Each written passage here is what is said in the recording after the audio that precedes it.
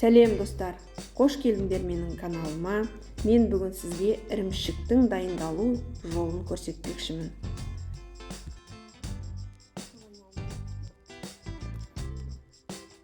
Дәстүрлі тағамымыз ірімшіктің жасалу технологиясы тек біздің қазақ халқында ғана сақталғаны қуантарлық жағдай.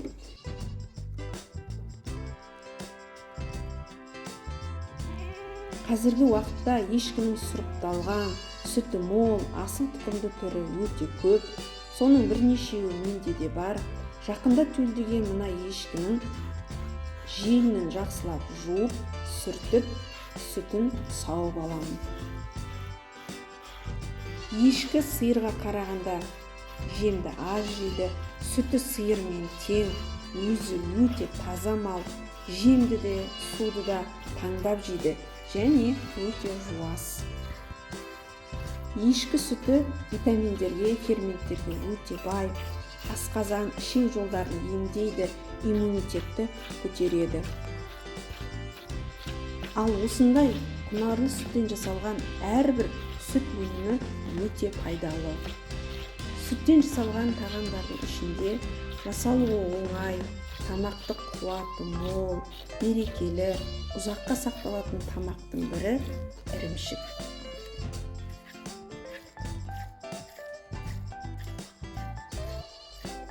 Ірімшік ежелден бүгінге дейін маңызын жоймаған құнарлы витаминдер мен тірі ферменттерге бай, өте бай ас.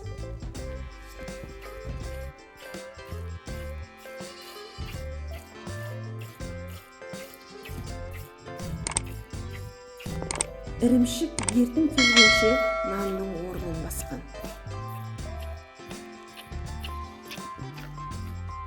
Ежелде біздің аталарымыз ұзақ сапарларға, соның ішінде Меккеге қажылыққа баруға дайындалғанда ірімшікті көп жасап, кептіріп, түйеге артып алып жүрген.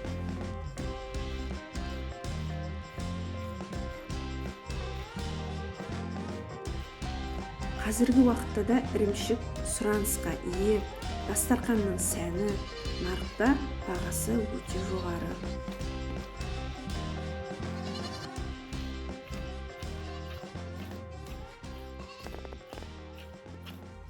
Қымбат болғандықтан дүкеннің сүтінен де жасайды. Бірақ ол табиғи сүттен жасалған ірімшікке жетпейді.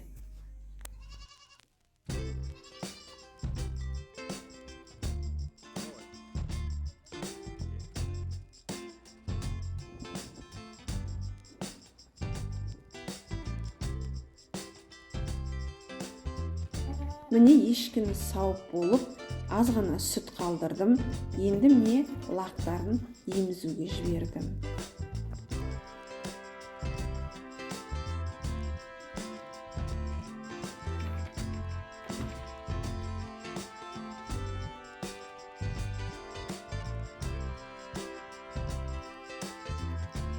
Бұрындар ірімшікті мәйек арқылы ұйытқан. Мәйек деген отықпаған жас қозының немесе лақтың ұлтабары. Терісі үшін сойылған төлдің ұлтабарын алып, оған айран құйып, жоғарыға іліп қойған. Бірнеше күнде ұлтабар кеуіп қалады. Міне жылы сүтке осы ұлтабарды салғанда, ол сүтті лезде ұйытқан. Ұлтабар арқылы ұйытылған ірімшіктің дәмі де, иісі де өзгеше болады. Тез ұйыған сүт өзінің құрамындағы ферменттер, пайдалы нәрселердің барлығын сақтап қалады. Міне осы технологияны біздің әжелеріміз білген.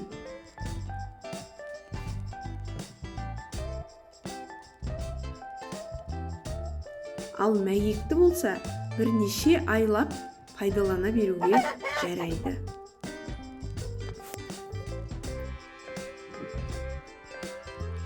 Не нәрсе болса да, табиғи дайындалған тағамға ештеңе де жетпейді.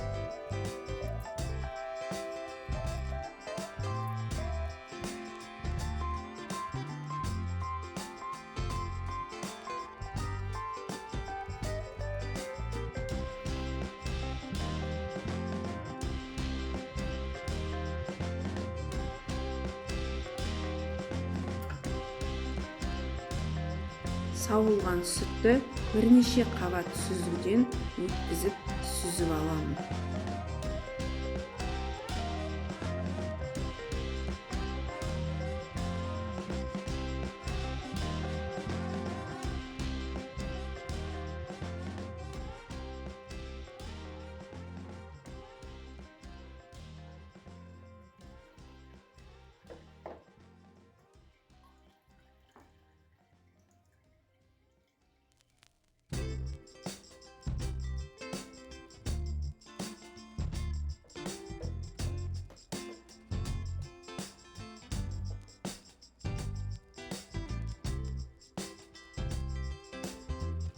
Ірімшікті көп дайындау үшін 2 күнгі сүтті қосып дайындаймын.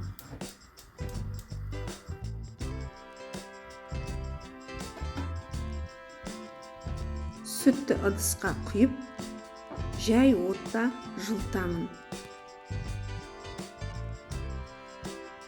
Сүттің температурасы 36-37 градус болу керек. Осындай құрылғымен өлшесеңіз де болады.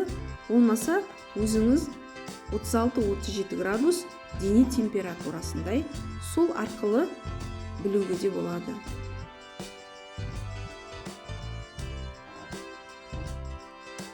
Жылыған сүтке мынадай заманауи ұйытқы саламын.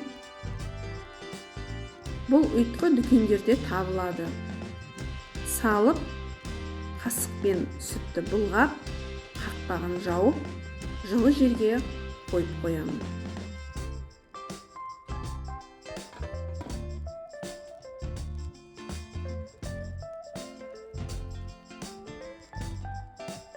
Міне жарты сағаттың ішінде менің сүтімде ұйыды, дірілдеп тұр. Енді осы сүтті пышақпен 4-ке бөлемін. Ол қайнауға ыңғайлы болсын дегенім.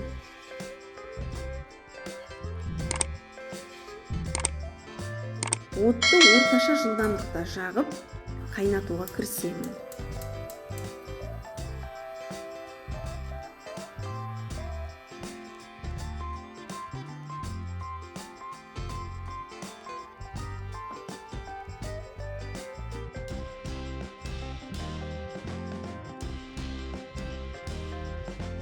Қайнап бастағанда сары су шығады.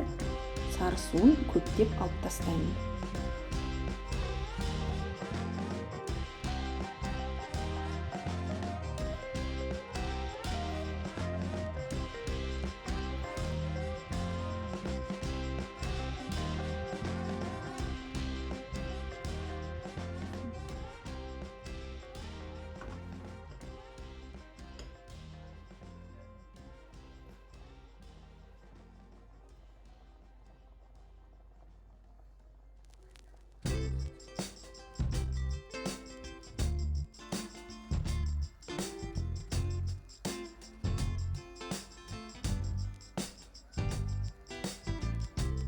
Жай отта қайнап, суы азайғаннан кейін қалауыңызша қант салуға болады. Менде ыдысым 5 литрлік ыдыс, соған мен 250-300 грамдай қант салдым. Міне ірімшігімізде дайын болды. Қызғылт сары, есі керемет ірімшігім дайын. Сіздер де қайнатып көріңіздер. Бір жасағаннан болады. Дайындалу өте оңай, уақытыңызды алмайды. Дастарханның сәні.